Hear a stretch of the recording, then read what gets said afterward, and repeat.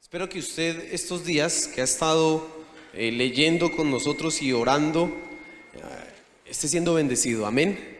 Esté recibiendo de parte de Dios todas las bendiciones de poder, escúcheme bien, nosotros contar con un tiempo en su presencia, amén, que eso es lo más importante. Bien. Nosotros hemos venido hablando acerca de la oración, hemos venido hablando acerca de las actitudes necesarias para la oración. Hace 15 días hablamos que era importante, si usted se iba a acercar a Dios en oración, que usted fuera humilde. Hace 8 días hablamos de la sinceridad, de la completa honestidad, y es que yo no puedo acercarme a Dios en oración viviendo en pecado o siendo una persona desordenada. No, yo no puedo vivir de esa manera. Yo necesito ser completamente honesto. Recuerde lo que dice la Biblia: sin santidad nadie verá a quién, a Dios. Amén. Hoy yo quiero llevarlo un paso más adelante, un ingrediente más en la oración, que sé que le va a bendecir. Normalmente si nos hablan a nosotros de oración, estamos pensando en que es algo a lo que nosotros recurrimos cuando nos falta, cuando escasea en nuestra casa el alimento o cuando estamos enfermos. Ahí sí que vamos a la oración y consideramos que principalmente la oración es esto. Nos olvidamos, y eso es algo que usted ya tiene que haber cambiado por lo menos estos domingos en su mente, que la oración no es un lugar solamente para pedir, aunque vamos a pedir, aunque usted puede pedirle a Dios en oración, pero no es solamente eso. En realidad usted está teniendo un encuentro con el Rey de Reyes y Señor de Señores, un encuentro personal, único, una cita privada, cara a cara con Dios. Cuando usted está en oración, debe saber, debe ser consciente que usted se está enfrentando, usted se está exponiendo a la gloria de Dios. Y eso es algo maravilloso, pero como nos olvidamos y llegamos en primer lugar es a pedir, llegamos en primer lugar a Señor, danos, Señor, mira que me hace falta, Señor, por favor, Señor, mira no sé qué, y necesidad por aquí, necesidad por allá. Nos olvidamos de contemplar a nuestro Señor Jesús, y eso es lo que yo quiero que usted esta mañana aprenda: contemplando a Jesús. Ese es el título de mi enseñanza. Yo deseo que sus oraciones, querido hermano, se vuelvan no solamente un lugar donde yo pido a Dios, sino que también es un lugar donde yo contemplo ¿a quién? A Cristo, donde yo contemplo la hermosura de mi Señor. Cuando usted encuentra, y vamos a manera de introducción, vamos a leer el Salmo 45, unas frases del Salmo 45, unos versos del Salmo 45. Usted se da cuenta, esta clase de palabras, ¿de dónde surgen? ¿De qué corazón surgen? Evidentemente ese salmo fue escrito en primer término para un rey. Ahí dice que fue cántico para las bodas del rey y se cree que fue para Salomón. Pero mire que esas palabras se aplican realmente a nuestro Señor Jesús. Pero ¿cómo usted puede llegar a ese nivel de expresarle a nuestro Señor Jesús esto? Mire lo que dice el Salmo 45. Dice: rebosa mi corazón palabra buena. ¿Usted ha leído los poemas de Pablo Neruda? A ver, ¿quién ha leído los poemas de Pablo Neruda? Uy, muy poquitos, hermano, no saben lo que se están perdiendo. Hay que leer esa poesía, es hermosa. O bueno, a mí me gusta la poesía y leo algunas ocasiones. Ahorita no me queda tanto tiempo, pero cuando leo uno la poesía, por ahí dice: puedo escribir esta noche los versos más tristes. Y no me acuerdo qué más sigue, pero por ahí es la cosa.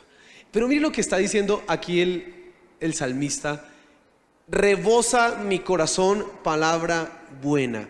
Dirijo al rey mi canto, mi lengua es pluma de escribiente muy ligero. Él está en un lenguaje de amor, en un lenguaje poético. Y mire lo que va a decir en el versículo número 2: eres el más hermoso de los hijos de los hombres. La gracia se derramó en tus labios, por tanto Dios te ha bendecido para siempre. Ciñe tu espada sobre el muslo, oh valiente, con tu gloria y con tu majestad. Qué palabras tan bonitas, qué palabras que expresan tanto amor. ¿Para quién? Para Dios. Ahora, ¿cómo esas palabras pueden surgir en la oración? Esto usted tiene que entender que se escribió para unas bodas, como le dije hace un momento, se piensa que era para el rey Salomón, pero también, escúcheme, estos son oraciones, cánticos, clamores que nacen en el corazón de un hombre que está enamorado, podemos usar esa palabra, ¿de quién? De Cristo. Por eso le dice, eres el más hermoso de los hijos de los hombres. Usted no puede orar ese salmo, o usted no puede recitar ese salmo sin poder identificarse con los sentimientos que hay en ese poeta. Usted no puede leer eso ahí, eres el más hermoso de los hijos de los hombres, la gracia se derramó sobre. No, usted tiene que colocarle toda la emoción, todo el sentimiento, como cuando alguien está declamando un poema, una poesía, como cuando alguien lo está diciendo, lo dice con toda la pausa, casi que quiere que en sus palabras, en los sonidos que produce su boca, el amor fluya. Eso es lo que quiere, que fluya el amor a través de las palabras. Usted cuando encuentra esto en los salmos, usted ve personas que han contemplado a Cristo y han dicho, eres el más hermoso de los hijos de los hombres. Pero la pregunta es, ¿cómo yo puedo que de mi corazón surjan esas palabras? ¿Cómo es posible que en mi intimidad yo le pueda decir a Cristo, a mi Señor Jesús, eres el más hermoso de los hijos de los hombres, apropiándose de esas palabras o diciéndole usted las suyas propias? Mire, hermano, cuando nos íbamos antes de casarnos de novios con Lorena, yo le escribía a ella una canción cada mes que cumplíamos de novios. No sé, 11 canciones, 10 canciones.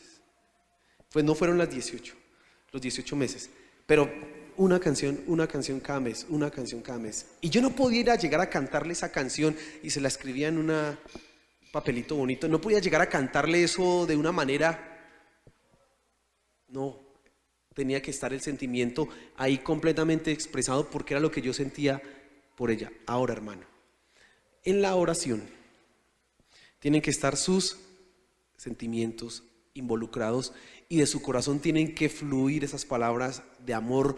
¿Para quién? Para Dios.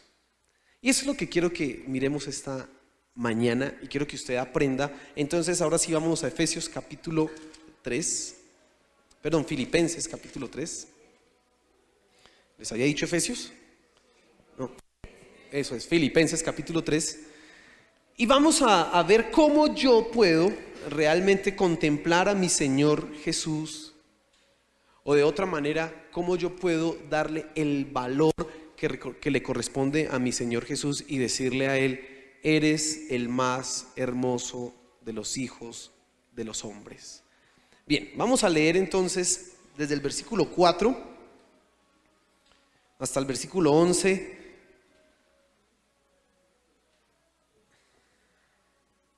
Dice así la escritura: aunque yo tengo también de qué confiar en la carne, si alguno piensa que tiene de qué confiar en la carne, yo más. Circuncidado al 8º día, del linaje de Israel, de la tribu de Benjamín, hebreo de hebreos, en cuanto a la ley, fariseo, en cuanto a celo, perseguidor de la iglesia, en cuanto a la justicia que es en la ley, irreprensible. Vamos a dejarlo ahí. Usted tiene que saber que Pablo, en esta carta, él escribe esta carta a sus amigos en la iglesia en Filipos, y en el capítulo 3 él hace una advertencia acerca de una serie de personajes que empiezan a meter doctrinas en la iglesia, y parece ser que en la iglesia de Filipos estaban estos personajes que los inducían a tienen que circuncidarse para que puedan hacer parte del reino de Dios. Entonces por eso usted ve en el versículo 2 que dice: guardaos de los perros, guardaos de los malos obreros, guardaos de los mutiladores del cuerpo. Esos mutiladores del cuerpo son los que obligaban a los creyentes a que se circuncidaran.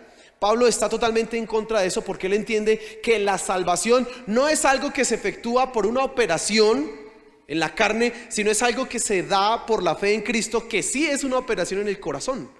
Es un nacer de nuevo. Por eso Pablo es duro y los ofende en el versículo 2 y les dice guardaos de los perros, de los malos obreros, de los mutiladores del cuerpo.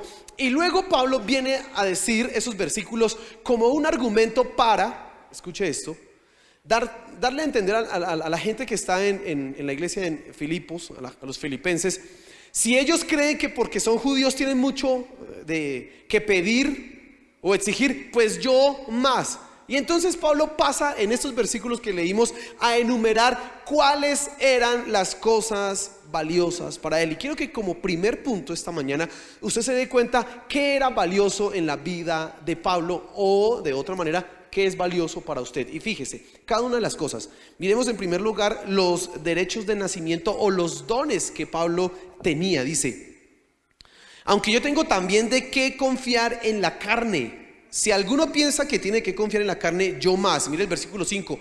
Circuncidado al 8º día. Era el hábito, era la costumbre en Israel que los niños nacían y a los 8 días tenían que circuncidarlo. Eso era, más que ir a registrarlo, más que ir a hacer cualquier otra cosa, había que ir a circuncidarlo. Y Pablo coloca ahí al 8º día, porque quiere decir, ni siquiera en eso me equivoqué, o se equivocaron quienes, mis padres. 8 días circuncidado. Y mire, sigue hablando ahí del linaje de Israel, de la tribu de Benjamín. Pablo empieza a enumerar lo que él ha recibido de parte de Dios. Fui circuncidado, pero soy del linaje de Israel. ¿Y qué significaba ser del linaje de Israel?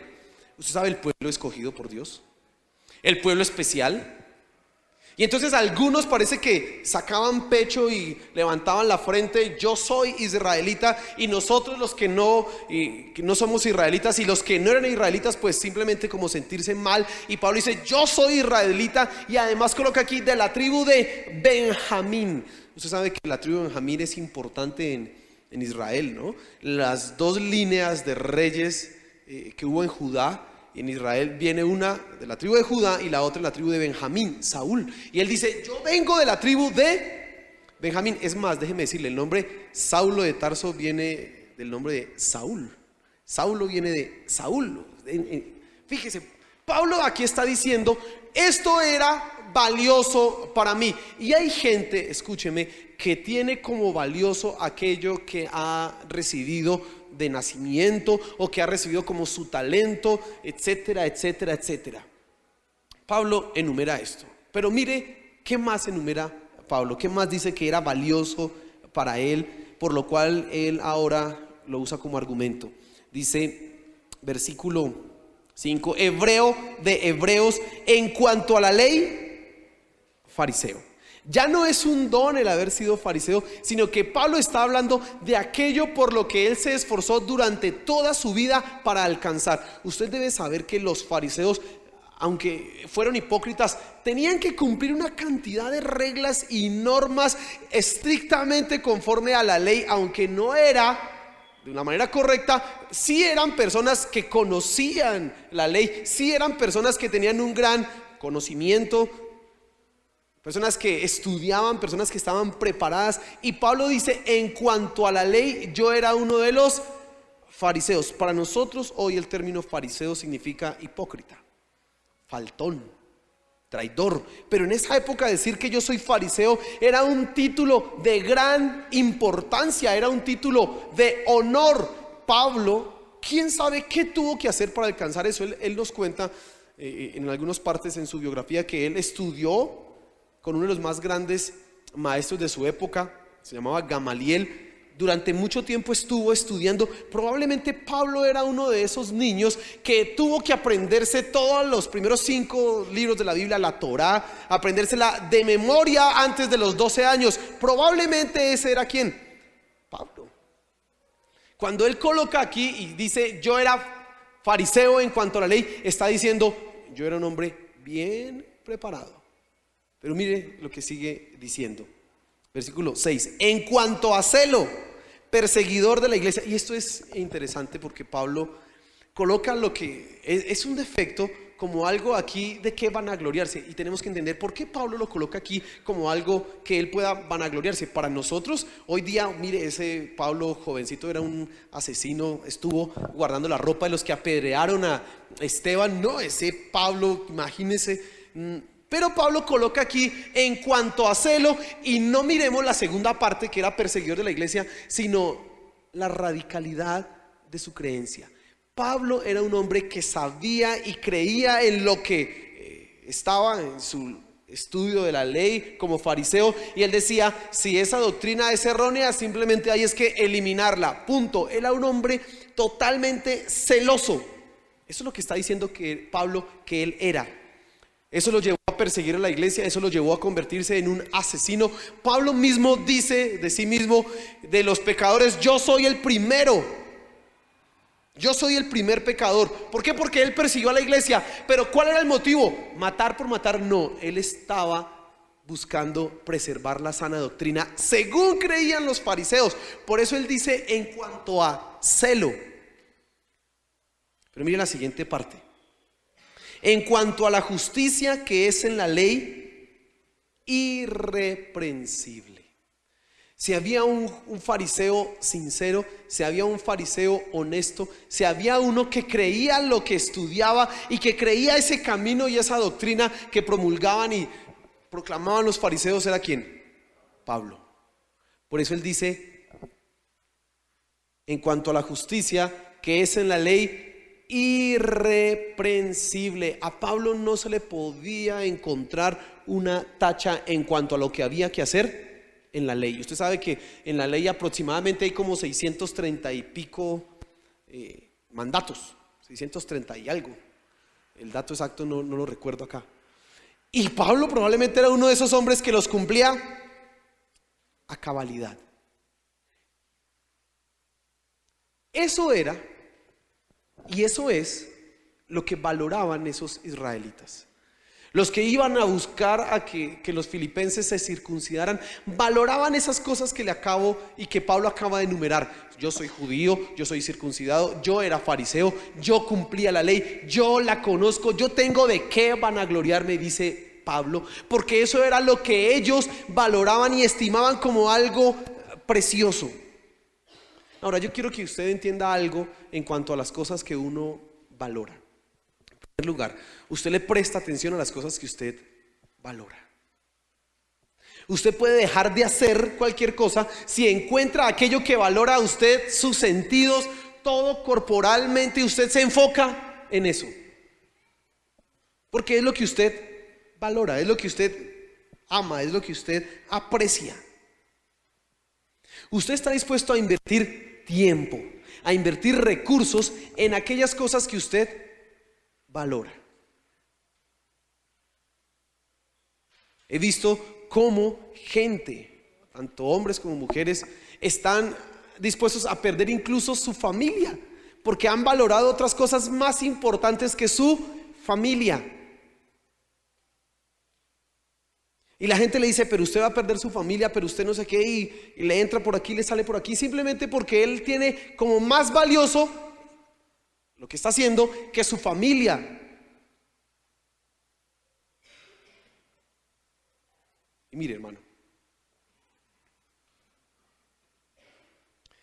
muchos de nosotros y muchos de ustedes quizás no pueden leer la Biblia concentrados, se duermen simplemente porque no la valoran.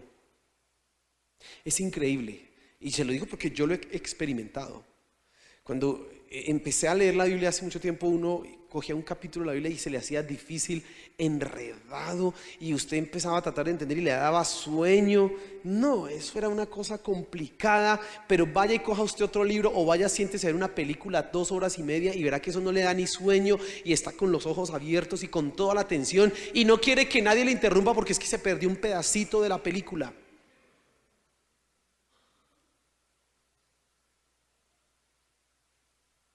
Y usted lee muy fácilmente otra literatura y se concentra. Y yo recuerdo que me gustan unos libros, y entonces yo me ponía a leer y yo el otro día tenía que madrugar, eran las 9:30 de la noche, y decía: el libro está bueno, nos sigamos al siguiente capítulo, y podía cogerme a las 3 de la mañana leyendo. Y yo pensaba el otro día: no, y la madrugada, pero es que el libro está bueno, pues pasemos de largo. Pero cuando nos acercamos a la Biblia, ay, eso es complicado. Usted coja a leer la Biblia por la noche y verá, hermano, que eso es un buen somnífero. Usted lo empieza a leer y este es el hijo de Saúl y el hijo de... Y usted empieza a leer y no sé si le ha sucedido, pero usted está leyendo y dice, y dijo Jesús no sé qué, y de repente usted, y entonces en el trabajo no sé qué, pero usted sigue leyendo, pero su mente está por ahí en otro lado y después usted ha pasado 5 versículos y, ay, espere que no entendí nada. Y le toca volver a empezar esos versículos que usted no entendió, pero sus ojos pasaron por ahí y usted creyó que los leyó. Y uno dice, pero ¿por qué no le puedo prestar toda la atención a esto? Porque no valoramos la escritura. No la apreciamos como lo que realmente es. No la apreciamos como lo que realmente es. Mire, y sucede lo mismo en la oración. Algunos están dispuestos a dejar de dormir. El sueño es agradable, es rico. Y entonces están dispuestos a madrugar más para irse al paseo. Nos vamos para Cartagena y eso madrugan, eso ni pueden dormir a las 2 de la mañana. ¿Será que ya? ¿Será que ya? Pero cuando vamos a orar y toca que se levante a las 7 a orar, no, hermano, eso es una pereza. Es más, se levanta somnoliento, va y se arrodilla a orar y ahí sigue durmiendo. Es una cosa complicada, simplemente porque no valoramos. No encontramos el valor de lo que es la oración. No lo apreciamos. Tan complicado se nos vuelve un tiempo en la presencia de Dios. Tan difíciles, estamos orando y la mente se va por allá, divaga. Usted ora y no tengo nada que decir, no sé qué decir. Y ya, y usted empieza a mirar el tiempo. Voy a orar media hora y Señor Jesús te alabo. Y usted piensa que lleva 10 minutos y 3 minutos. Señor Jesús, por favor ayúdame a soportar. Usted no puede. ¿Por qué? Porque no lo valora. Porque si usted confronta eso con las cosas que valora, estoy seguro que le pasa media, 1 hora, 2 horas y usted, uy, tan cortico el tiempo, nos diera más tiempo para poder aquí, pasar acá, haciendo lo que me agrada. Es simplemente un asunto de valoración. ¿Qué es lo que yo valoro? Pablo está enumerando las cosas que eran valiosas para todos esos israelitas. Ahora, ¿qué es lo verdaderamente valioso para Pablo? Versículo 7.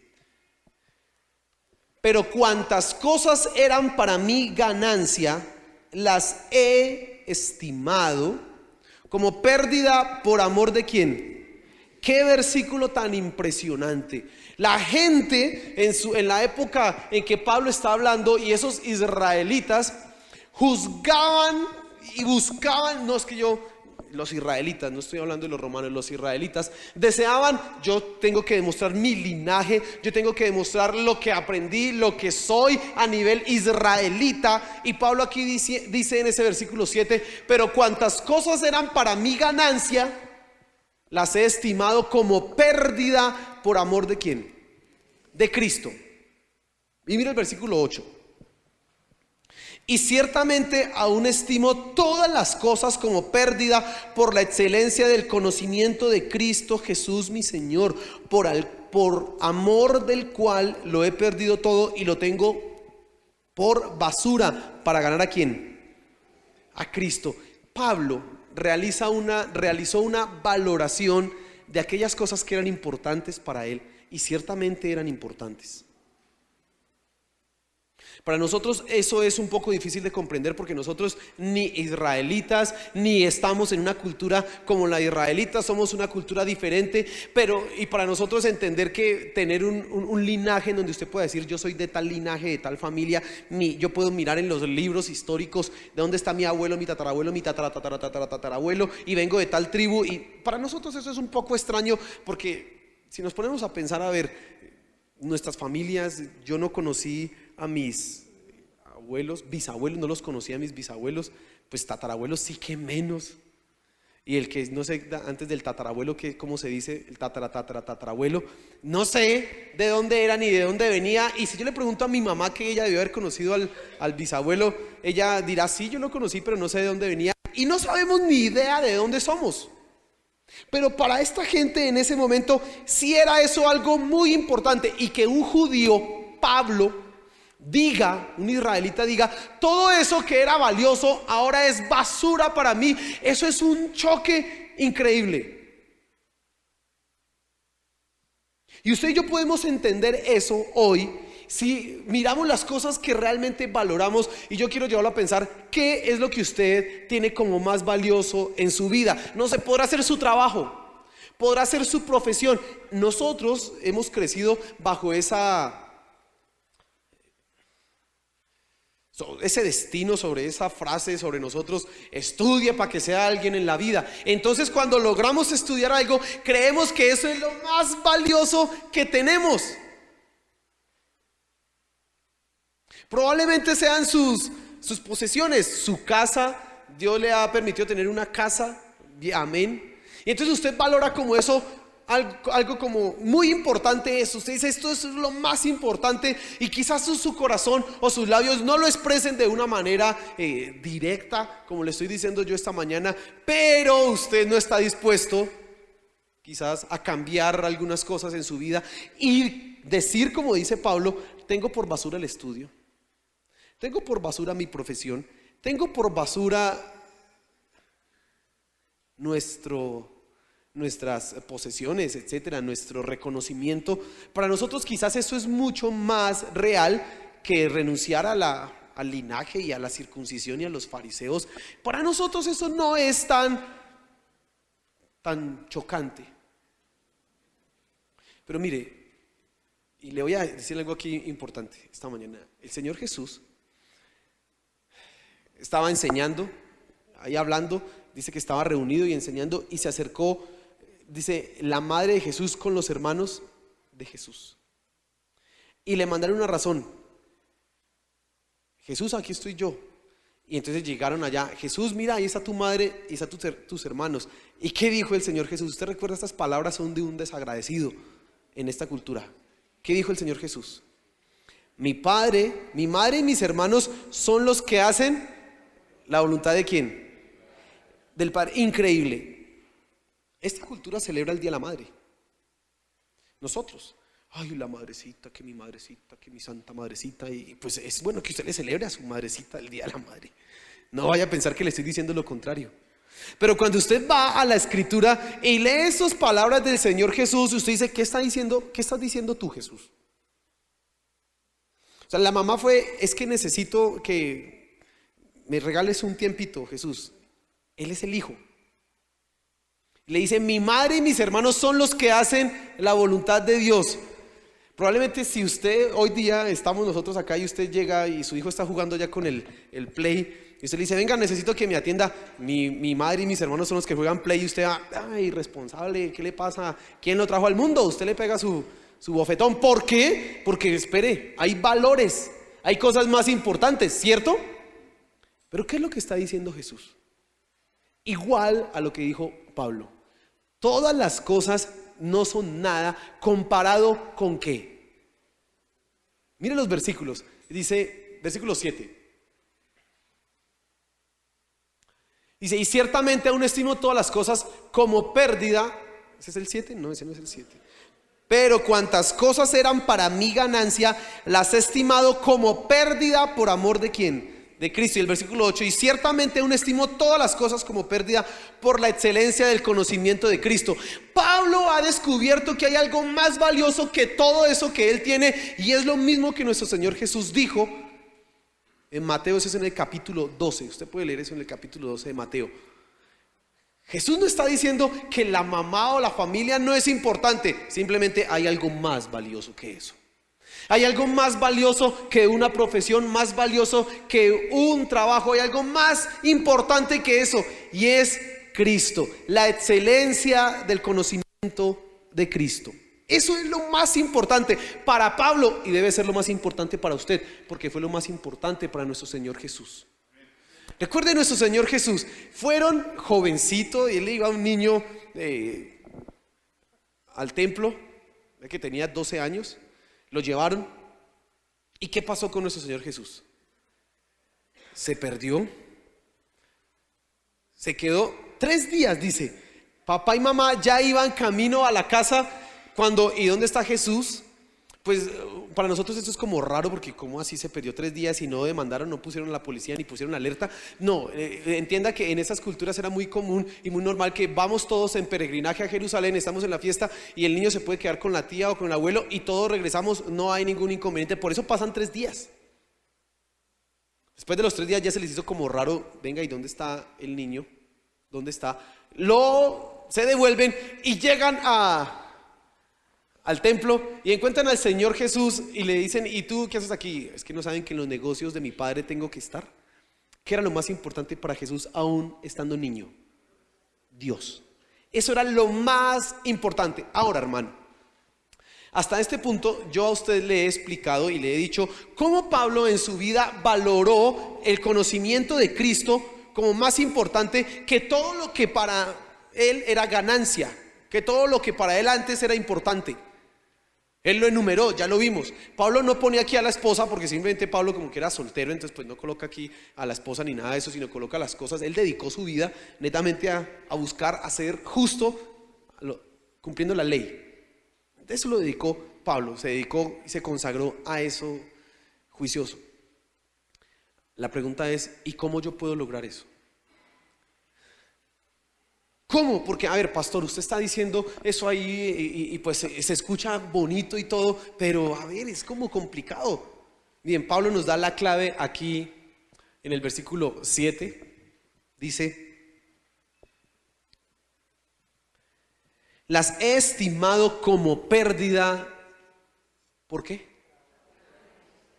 ¿Por qué? Muy bien, aquí no dice por el amor de Cristo para conmigo. Por el amor de Pablo, ¿hacia quién? Hacia Cristo. Esto es lo importante. Así que aquí vamos avanzando un poco más, y es el amor que usted tiene hacia quién, hacia Cristo. Mire, de alguna manera Pablo llegó a amar de tal manera a Cristo que ahora entiende que nada es más valioso que su Señor.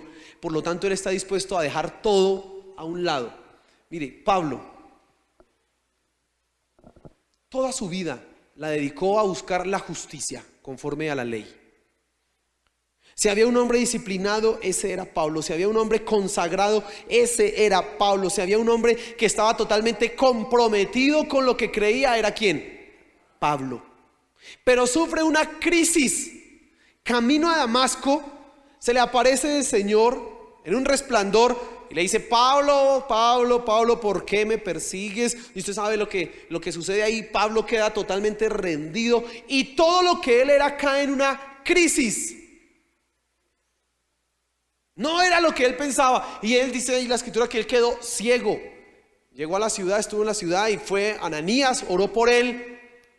Y sabe, esa ceguera es una representación, un símbolo de cómo estaba su vida sin Cristo. Totalmente ¿qué? Ciego. Aunque podía ser el hombre más justo a la luz de la ley, él era ciego porque le faltaba lo más importante: Cristo.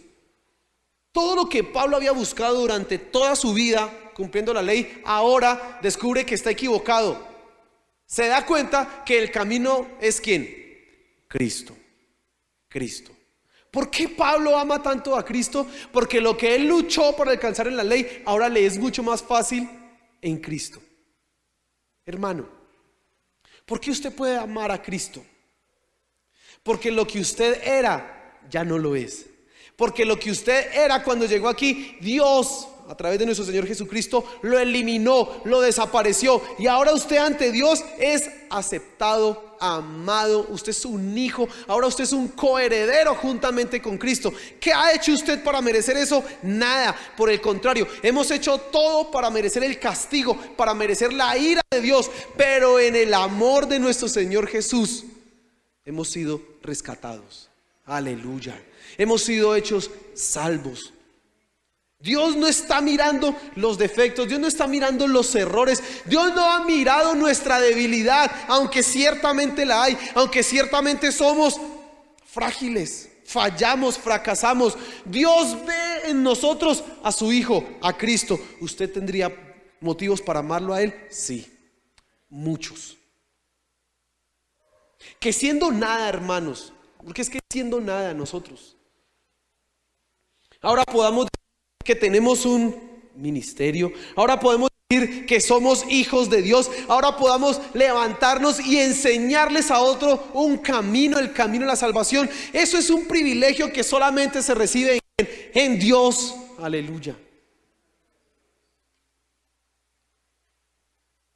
Pero si usted no ha reflexionado un poco en lo que usted era y lo que ahora es, si usted no ha caído en cuenta en eso, pues de razón no les salen, no brotan de su corazón palabras de amor. De razón de su interior no hay alabanza, no hay acción de gracias. Pues claro, usted cree que Dios probablemente no ha hecho nada por usted. Se imagina que vive porque pues me toca que vivir. No ha comprendido que solo el amor de Dios, que solo su gracia infinita nos tiene aquí. Yo puedo decir que Dios ha sido maravilloso conmigo, pero maravilloso, hermano. Yo me siento un hombre bendecido, y cuando digo bendecido no piense que estoy lleno de plata, hermano. No piense que eso es la bendición. Yo me siento bendecido porque Dios, a pesar de los errores que he cometido, me tiene aquí, hermano.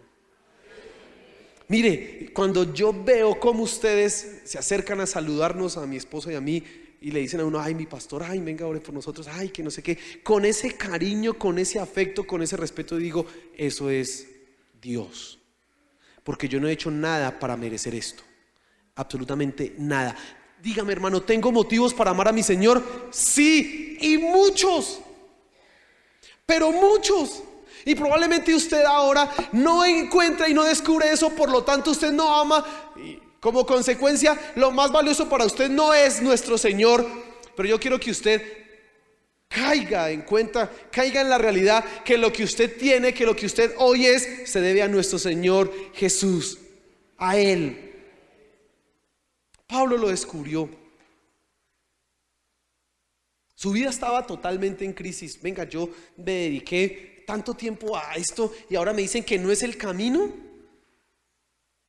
que es otro camino, que los que yo iba a matar ahora resulta que no, ellos tienen la verdad. Y es una crisis en la vida de Pablo. Pero de alguna manera Dios se reveló a él, nuestro Señor Jesús se reveló a él y lo llevó al conocimiento, un conocimiento supremo, superior. Y Pablo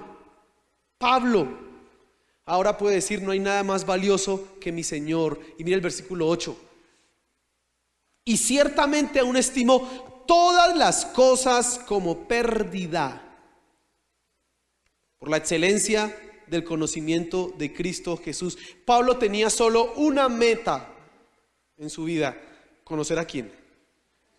A Cristo Jesús. Todo lo que se atravesara en ese conocimiento, en ese proceso, en ese descubrimiento de quién era el Señor Jesús, todo lo que se atravesara en eso, créame que Pablo estaba dispuesto a: lo voy a eliminar. Esto no me va a hacer estorbo a mí. No me va a hacer estorbo a mí. Por amor a Cristo. Esta valoración que hace Pablo lo lleva a hacer tres cosas fundamentales. Primero, considera que nada fuera de Cristo es valioso, es verdaderamente valioso. Y usted tiene que aprender a hacer eso, hermano. Nada fuera de nuestro Señor Jesús es realmente valioso. Es importante que lo haga. Escúcheme. Es bueno que usted desarrolle su vida profesional, que usted crezca económicamente. Es bueno que usted haga sus negocios, es bueno que usted estudie. Es importante, no vaya a pensar que no. Sí, es importante, pero hay algo más valioso, que es ¿quién? Cristo. Nada de eso es más importante que nuestro Señor Jesús. Usted tiene que aprender a ver eso. Nada en este mundo es más importante que mi Señor Jesús. Nada. Aún así, yo tengo que hacer, tengo que esforzarme, tengo que trabajar, tengo que estudiar, tengo que crecer, pero nada de eso es más importante que ¿quién? Que Cristo. Ni siquiera mi propia familia es más importante que ¿quién? Que Cristo.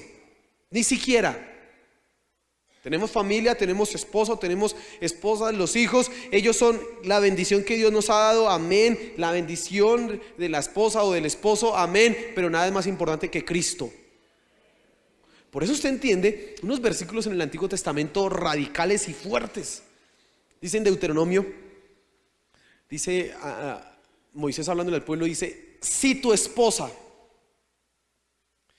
te incita a la idolatría, palabras más, palabras menos, tú debes extirpar el mal de Israel, así que denúnciala y mátala. Si tu padre, si una ciudad, si tu hijo te incita a adorar a otros dioses que no sean el Dios de Israel, extirpa el mal de Israel y mátalos. Imagínense, es una cosa. Pero ¿cuál era el principio acá? ¿Cuál es el principio subyacente? ¿Cuál es la verdad que se está diciendo aquí? Nada puede ser más importante en mi vida que Dios, ni siquiera mi familia. Y máxime, si ella me viene a hacer estorbo, no me puede hacer a mí estorbo, porque lo más importante es ¿quién? Dios. No vaya a matar a nadie, ¿no? No va a apedrear a usted a nadie. Usted no, eso ya no. Usted simplemente va a hacer lo siguiente: no voy a dejar de buscar a Dios. Así se alboroten aquí o hagan problemas aquí. Primero, ¿quién? Cristo. Amén. Eso es lo que tiene que ser. Pablo entiende esto, pero en segundo lugar, lo llevó a perder todo. Pablo dice ahí, aún estimo todas las cosas como pérdida.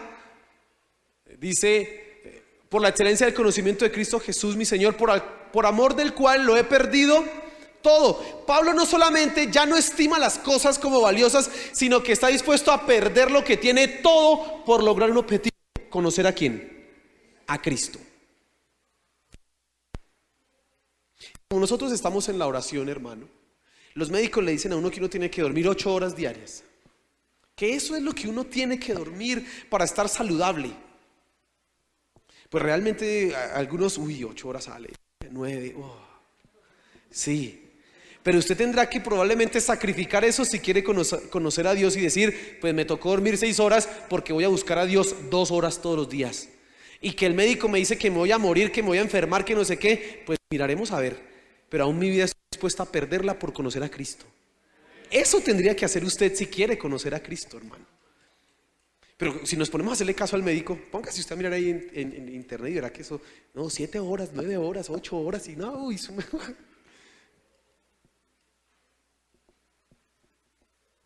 probablemente va a tener usted que sacrificar cosas que le gustan, que no son necesariamente malas, pero que sí le roban tiempo si usted quiere conocer a quién, a Cristo. Entonces usted va a decir, por amor de mi Señor lo pierdo todo, así que voy a dejar de hacer esto porque me voy a consagrar a buscar a Dios. Por amor de Cristo lo he perdido todo. Eso lleva a Pablo en segundo lugar a hacer. Y en tercer lugar, Pablo anhela el conocimiento de Cristo.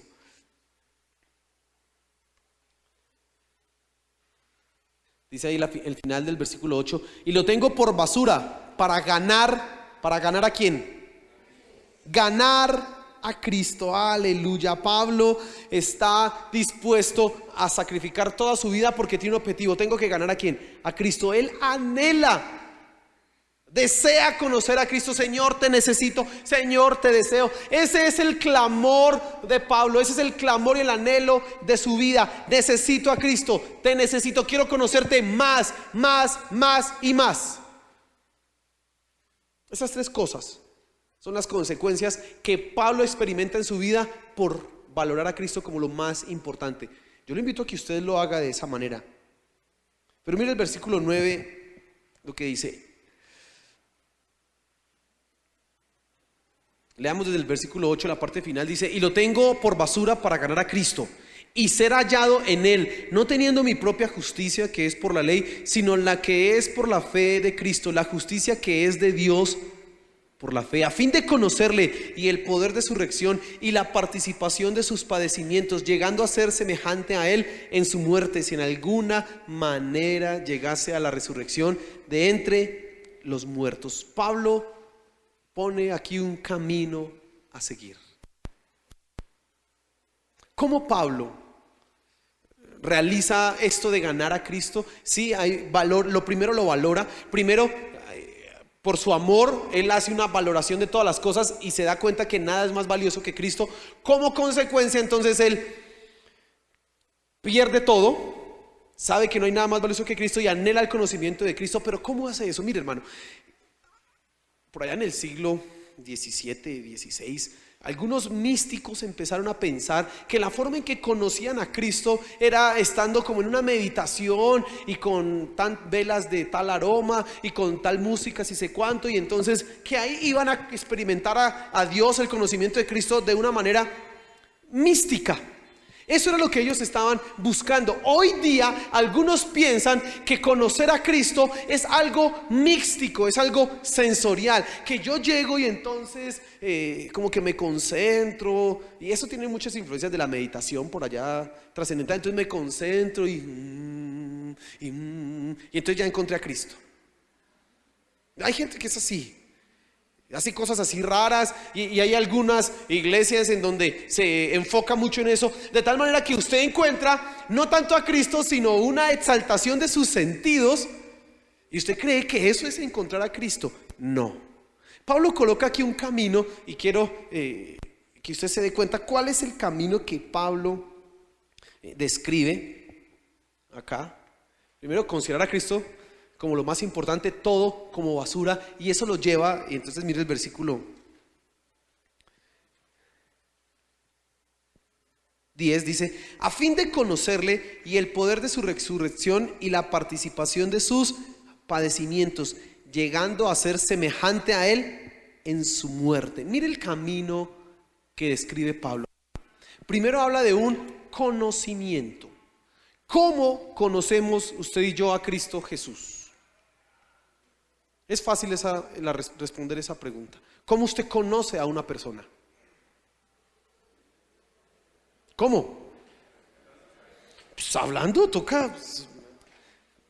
No por face, sino face to face. Toca aquí, mirándonos a los ojos, mirándonos aquí a la cara, hablando, escuchando. Es importante. Mire, nosotros, cuando queremos conocer a alguien, no lo hacemos así. O decimos el nombre de la persona. A ver, digamos que yo quería conocer a Lorena, a mi esposa, hace ya 10 años. Entonces, Lorena, ay, ¿la voy a conocer así? No, me toca dejar y de pensar en ella, ir a la casa. Me toca ir a la casa y: hola, ¿cómo estás? Vamos, y salimos, verla, conocerla, hablar, preguntarle, que ella me preguntara. Todo eso nos lleva a un conocimiento. Usted necesita hablar con Cristo. ¿Y cómo usted habla con Cristo? Hermano, usted me dice orando. No, señor, leyendo. Usted necesita conocer a Cristo yendo a las Escrituras, mi querido hermano. Usted necesita llenar su vida, permearla absolutamente de la palabra de Dios, porque ahí es donde está nuestro Señor Jesús. Amén. Jesús le dijo a sus discípulos: escudren las Escrituras, porque ahí es donde ustedes hallarán la vida eterna. Ahí es donde ustedes las encontrarán. Ahí ustedes encontrarán testimonio ¿de quién? De mí. Y el Señor Jesús se lo decía a los discípulos que lo estaban viendo cara a cara. Usted necesita conocer a Cristo a través de las Escrituras. Amén, hermano. A veces nos acercamos a la oración pensando: voy a hablar con Dios, pero no sé ni quién es Dios, ni cómo es Dios, ni qué quiere Dios, ni qué espera Dios, pero es que oramos. Eso es ignorante y atrevido, y eso es hasta irresponsable. Y por eso muchas de las oraciones que hacemos no salen de nuestros cuartos. Pues a ver, vuelvo al mismo ejemplo. Yo tengo que conocer a Lorena, hablando con ella, para saber cómo expresarme. Entonces yo ya sé: bueno, a ella le gusta que yo le diga bonita, a mi esposo bonita, no sé qué, eso le gusta. Pues usted necesita conocer ¿a quién? A Cristo, para saber cómo le agrada a él que le digan. ¿Dónde encuentra usted eso, querido hermano? En las Escrituras. Por eso Pablo aquí coloca, aunque no lo dice claramente, pero usted lo puede encontrar en todas las Escrituras, en todas las cartas de Pablo: ir a la palabra, ir a la Escritura, ir, buscarlo a él, encontrar a nuestro Señor Jesús ahí en las Escrituras. Dice la segunda frase de esa versículo 10: y el poder de su resurrección y la participación de sus padecimientos. En realidad, ese conocimiento de Cristo lo lleva a Pablo a entender dos cosas. Primero, el poder de la resurrección de Cristo. Segundo, los padecimientos de Cristo. Efesios hace la misma oración. Pablo hace la misma oración en Efesios. Le dice: ruego para que ustedes les sea dado un espíritu de sabiduría y de revelación en el conocimiento de él, alumbrando los ojos de vuestro entendimiento, para que sepáis cuál es la esperanza, cuáles las riquezas de la gloria de su herencia y cuál la supereminente grandeza de su poder. Para nosotros los que creemos según la operación del poder de su fuerza, la cual operó en Cristo resucitándole de los muertos. Eso dice Pablo en Efesios y es exactamente lo mismo que coloca aquí. Usted cuando conoce a Cristo necesita entender algo: el poder que resucitó a nuestro Señor Jesús. Ese mismo poder ahora obra ¿en quiénes? En nosotros.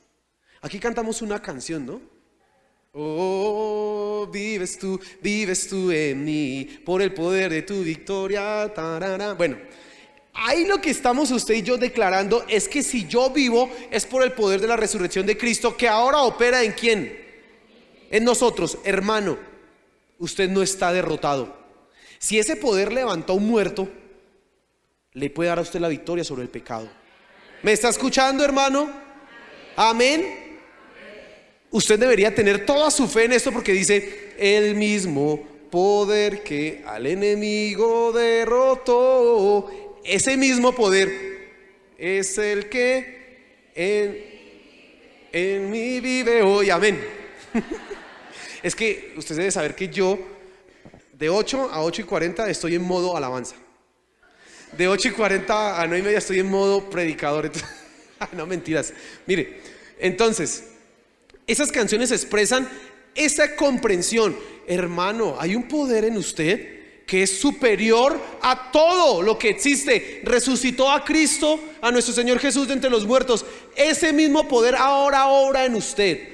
Pero en segundo lugar, usted necesita entender los padecimientos de Cristo. Entender esto, ¿cuál es el camino de nuestro Señor Jesús? Y quiero leer un versículo más y esto nos va a dar una luz. Capítulo 2, versículo 5. Y quiero que se ponga en pie. Filipenses 2:5. Mire lo que dice Pablo acá. Haya pues en vosotros este sentir que hubo también en Cristo Jesús. El camino de nuestro Señor Jesús, los padecimientos de Cristo. Pablo hizo exactamente lo mismo que hizo Cristo. Dice: el cual, siendo en forma de Dios, no estimó el ser igual a Dios como cosa a que aferrarse. Nuestro Señor Jesús tuvo algo valioso. Él era el Hijo de Dios, estaba en el trono. ¿Y qué hizo Él? Lo perdió. Dice: sino que se despojó a sí mismo, tomando forma de siervo, hecho semejante a los hombres, y estando en la condición de hombre, se humilló a sí mismo, haciéndose obediente hasta la muerte y muerte de cruz. Por lo cual Dios también le exaltó hasta lo sumo y le dio un nombre que es sobre todo nombre, para que en el nombre de Jesús se doble toda rodilla de los que están en los cielos y en la tierra y debajo de la tierra, y toda lengua confiese que Jesucristo es el Señor, para la gloria de Dios Padre. Ese es el camino de nuestro Señor Jesús. Se despojó y se hizo obediente. Sufrió nuestro Señor Jesús. Llevó la ignominia, la maldición, el oprobio inmerecido para Él, pero se sometió hasta la muerte. Usted necesita entender que el camino que nos lleva al cielo también tiene padecimientos, hermano. Amén. Venimos muchas veces engañados a la iglesia, buscando una enseñanza que nos quite, pues nos quita los problemas, amén. Que nos quita las dificultades, amén. Pero nos quita las dificultades más grandes. ¿Cuáles son esas? Su alma. Que su alma está sin Cristo, yendo al infierno. Ahora que usted está en Cristo, su alma está yendo ¿a dónde? Al cielo. Y ese camino que va hacia el cielo, que nos lleva allá arriba a las alturas, tiene padecimientos, tiene sufrimientos, sí. Pero cuando usted ha valorado a Cristo como lo más importante, no interesa el dolor. Usted dice: voy camino al cielo, lo voy a alcanzar a Él. Y habrán sufrimientos, pero los que somos discípulos de Cristo, los que lo amamos a Él, vivimos como Él vivió y sabemos el oprobio, la afrenta y el padecimiento que Él vivió.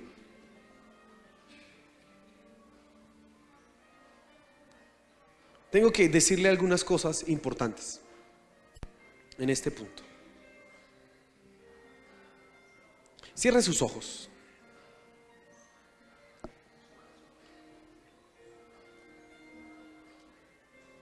En primer lugar, nuestro Señor se quiere relacionar con usted. Cristo te está esperando en el lugar secreto.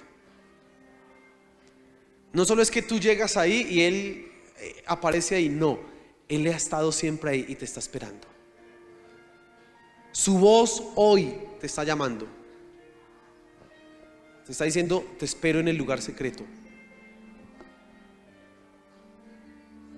Hoy, ¿usted considera más importante a Cristo que cualquier otra cosa? Hermano, demuéstrelo. Demuéstrelo. No más puede haber en su vida, no más fracasos en cuanto a su vida devocional. No puede haber más fracasos en eso. Porque usted dice, yo amo a Cristo. Muy bien, demuéstrelo. Demuéstrelo. Si Él es lo más importante para usted, demuéstreselo. Quiero que piense un momento en este punto, en todo lo que usted ha recibido de parte de Dios, ¿de dónde lo ha sacado Dios? Piense un momento en eso y usted encontrará un gran motivo para alabarlo a Él y ver que Él es lo más importante en su vida.